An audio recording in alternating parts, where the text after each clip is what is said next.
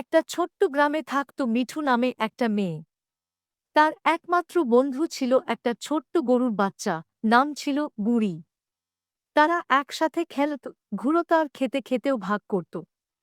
একদিন মিঠু আর গুঁড়ি মিলে অনেক কষ্ট করে একটা ছোট্ট জমিতে শাকসবজির ফসল লাগায়। তারা প্রতিদিন পানি দিত, আগাছা তুলত।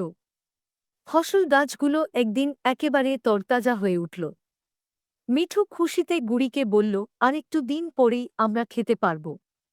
কিন্তু হঠাৎ একদিন একটা দুষ্টু বান্দর গাছের উপর থেকে নেমে এসে পুরো ফসল নষ্ট করে দেয়।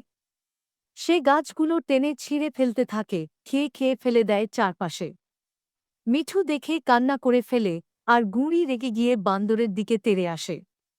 তখন মিঠু বলে, না গুঁড়ি, রাগ করে লাভ নেই, আবার লাগাবো। বান্দরটা শিখে যাবে আমরা হার মানি না। শেষে মিঠু আর গুঁড়ি আবার নতুন করে বীজ বোনে।